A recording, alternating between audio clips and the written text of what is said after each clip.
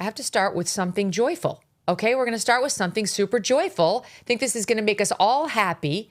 And it happens to relate to a woman named Joy. In this case, Joy Reid, who, believe it or not, you're going to applaud. Listen to SOT 13.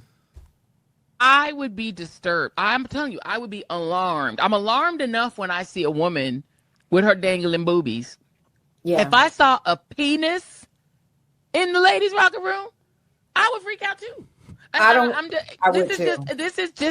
This is nothing against trans anybody. What it's saying is, if I turn around and I see a penis in front of me inside of the room, I would probably go to management and say, wait a minute, why is there a naked man in this room? Because just the world we live in, just from a safety standpoint, and just from a privacy standpoint, so I can see why she would have gone and reported to management.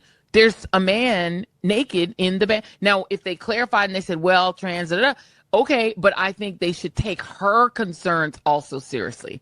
Because if she's uncomfortable, does she not have the right to be at least uncomfortable with this situation, is what I'm saying. Okay, I know that I don't want to overstate it, but this is kind of a watershed moment. She's talking about Tish Hyman, who got kicked out of the Gold's Gym in L.A. because she objected to a trans person being in there walking around in full frontal nudity, she alleges. And by the way, the guy was a domestic abuser, convicted of breaking a woman's jawbone in a compound fracture. I mean, you know the kind of force that would take, a dangerous guy.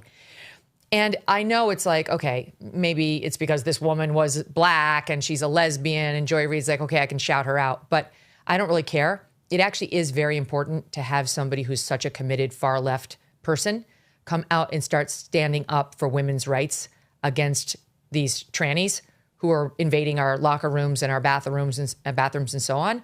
And so I genuinely applaud Joy Reid for doing this. I genuinely applaud her and I welcome her to the fight, and I hope she stays on the right side. I think this is a very, very good sign. Long odds, Megyn. Andrew? Long odds. Yeah. Blake, what do you mean, Blake? What do you mean? She's crossing over on one issue. And like on this issue, as somebody who had this all wrong back in like the 17, 18 timeframe myself, I can say like when somebody sees the light and joins the right squad, we should welcome them with open arms, even if we disagree on literally everything else. Yeah, I mean, I'm a big fan, Megyn, of not having a totally insane opposition party. That the country would be a better place if we could get the basics right and we could come to an agreement on, there's men and there's women. They do not belong in each other's locker rooms. Those type of things should be common sense, but increasingly, they haven't been. And so, yeah, I'm with you. I find Joy Reid a really, really detestable race baiter.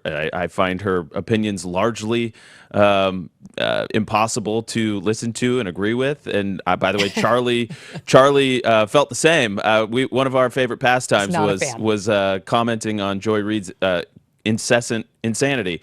And so, but listen, I'm with you. Yeah, this is good. More of this, Joy Reid. More, because you have a long way to go still. That's where I net out here. Yes. She does, but it's like the people we're trying to influence who are still in the dark ages on this issue are all the people on her side. They are much more likely to listen to Joy Reid than they are to the three of us. So it's true. It's great. No, it's true. I'll take all the support and help we can get. And especially because this really is a women's rights issue. It's not like guys aren't complaining about fake men going into the men's room. It's the other way around, that we really do need a united front from actual women who are the ones going into these spaces and finding themselves endangered. And that's why this woman, Tish Hyman, who just threw down over this issue, she was a game changer. This woman has not stopped talking since it happened, and she's very effective. She shut down a San Francisco group meeting on this with the terrible Scott Wiener, who's a nightmare, who may be elected to Nancy Pelosi's seat. And she appears to have convinced Joy Reid. So go, Tish, go. Okay, lots more to discuss. And almost none of it is as uplifting as the Joy Reid moment. I'm just gonna tell that to you honestly. My friend just lost her ring. She went to replace it. She realized it was a gold ring. The price of it has gone up like 25% since she bought the ring a year ago. That's because gold is on the march upward. And it is the one time of year that Birch Gold Group gives away free gold with every qualifying purchase. That's right, for Black Friday, when you convert an existing IRA or 401k into a tax-sheltered IRA in gold, Birch Gold will send free gold to your home for every $20,000 purchased. Gold started this year around $2,600 an ounce. By October, it was over $4,000 an ounce. Why? Global uncertainty. 2025 has been defined by trade wars, central banks are pulling from the US dollar as the global reserve currency, and military tension continues to build. Gold thrives in times of uncertainty, and if you are looking to diversify your savings, Birch Gold can help you. Plus, now through November 30th, get free gold, I say, with a qualifying purchase. Just text MK to the number 989898 to claim your eligibility and for a free info kit on gold. But your opportunity for free gold with purchase will end on November 30th, so don't wait. Text MK to the number 989898 for full details. Message and data rates may apply.